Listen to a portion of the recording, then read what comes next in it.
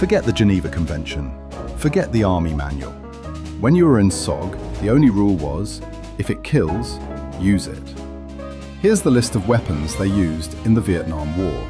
First up, individual rifles and carbines. XM177. This was the quintessential weapon for recon men, favoured for its compact size, which allowed rapid deployment from helicopters and easy manoeuvring through the dense, tangled jungle undergrowth during firefights. M16A1. While standard issue, SOG operators often taped magazines together for faster reloads, relying on its lightweight frame to unleash overwhelming firepower when breaking contact with superior enemy forces. AK-47, prized for its ruggedness, point men frequently carried this enemy weapon to confuse NVA trackers with its distinct firing sound, buying precious seconds before the enemy realized they were under attack.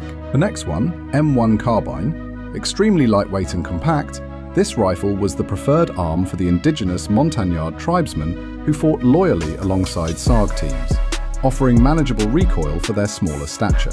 SKS carbine, often scavenged from enemy caches, this rugged semi-automatic was occasionally used by recon teams for its durability in mud and to mask their acoustic signature during deep infiltration missions across the border. M14. Although heavy, this battle rifle was valued early on for its ability to punch 7.62mm rounds through thick jungle trees that deflected lighter bullets, killing enemies hiding behind hard cover.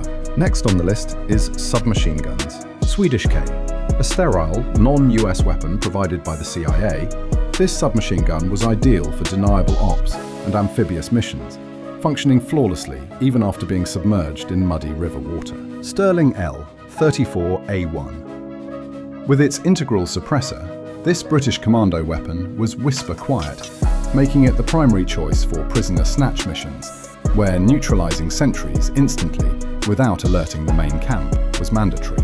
Uzi, compact and reliable, the Uzi offered rapid deployment for close-quarters defense, often carried by vehicle crews or operators needing a high-capacity backup weapon that could spray lead instantaneously.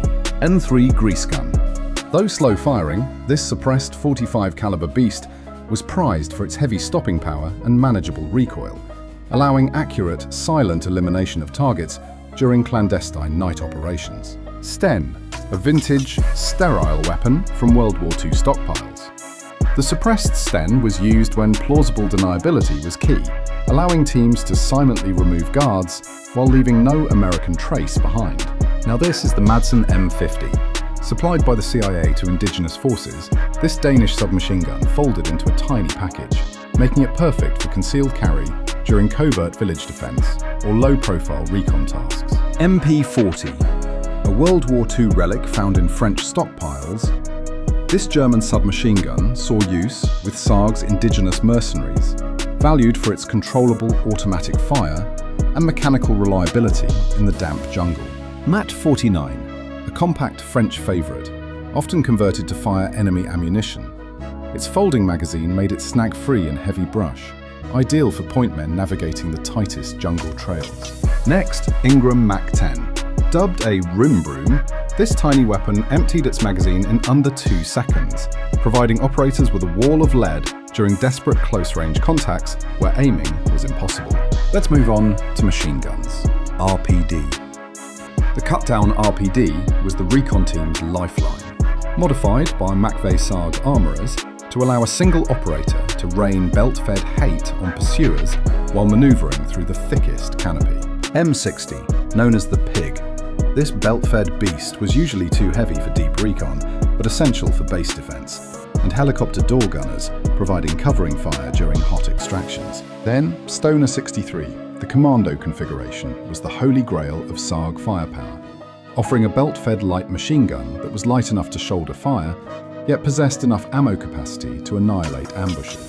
RPK, scavenged from dead NVA. This reliable LMG gave teams sustained automatic fire that sounded exactly like the enemy's own weapons, causing fatal hesitation among North Vietnamese troops during firefights. Now let's look at sniper rifles. Remington Model 700, a civilian hunting rifle militarized for war, this bolt-action platform delivered surgical precision for SOG snipers tasked with base security, or specific long-range elimination targets from concealed hides. Next, M21. This accurized M14 bridged the gap between sniper and battle rifle, offering the semi-automatic capability needed to engage multiple moving targets rapidly in the unpredictable sightlines of the jungle. Winchester Model 70.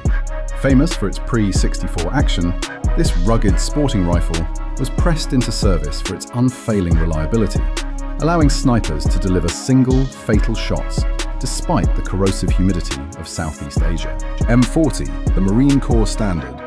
This heavy-barreled rifle was a dedicated killing tool, though SOG operators often had to meticulously maintain its wood stock against the swelling caused by the relentless tropical rain. Let's move on to handguns and specialty sidearms. Browning High Power, the unofficial favorite of SOG.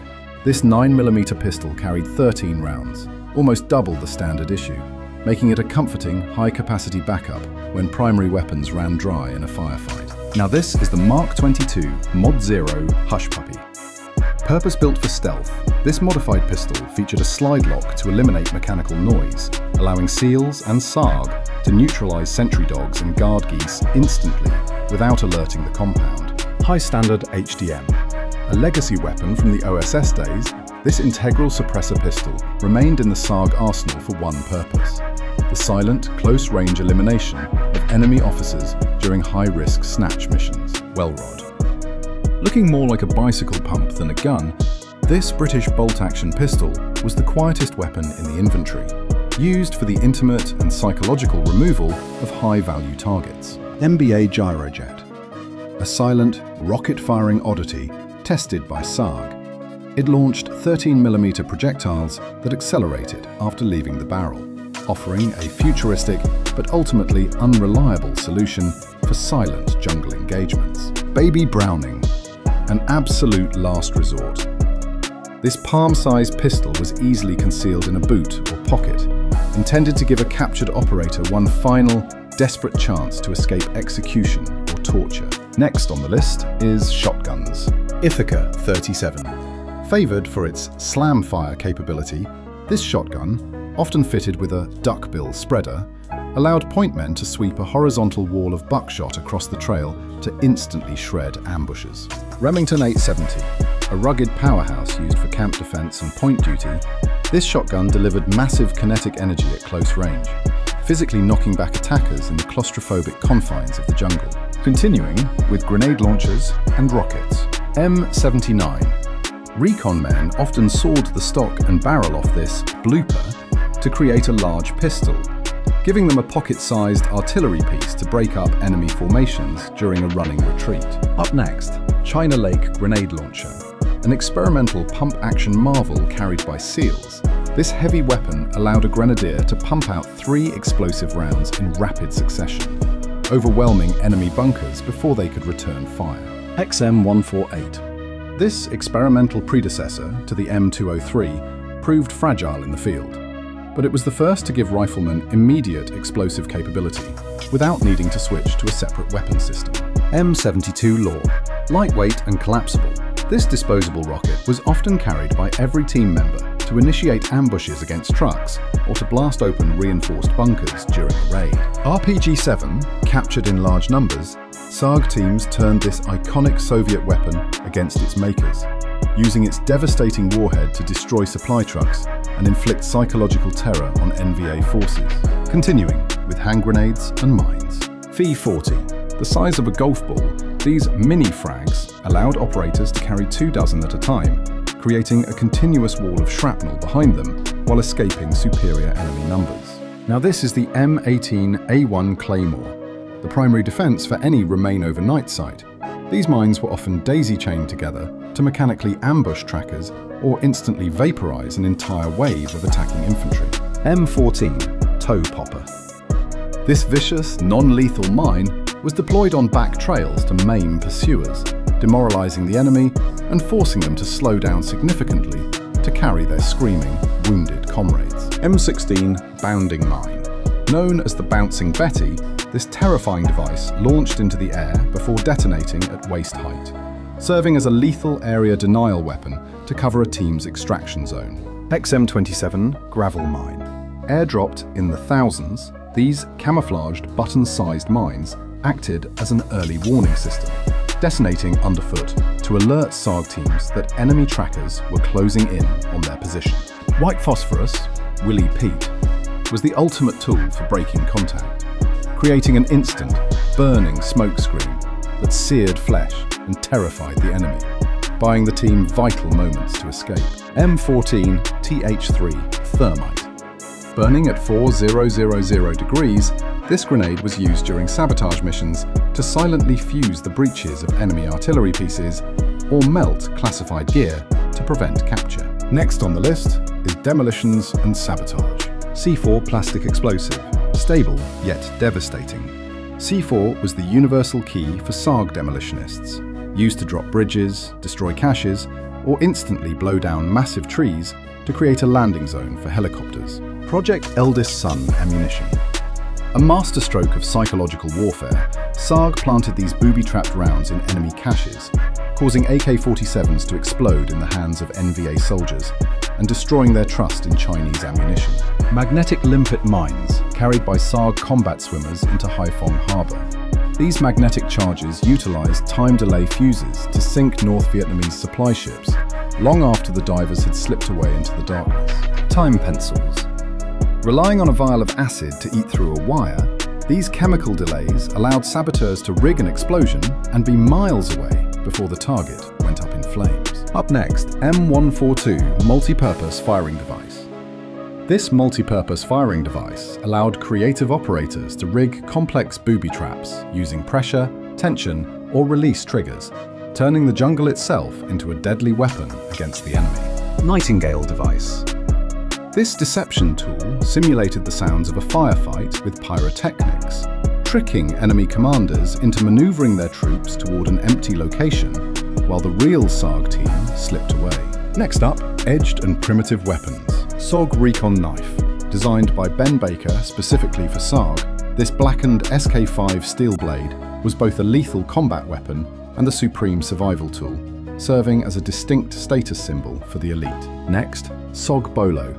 With its forward-weighted blade, the Bolo was the team's heavy machinery, essential for silently chopping through bamboo to clear patrol paths or hacking out a hasty landing zone for extraction.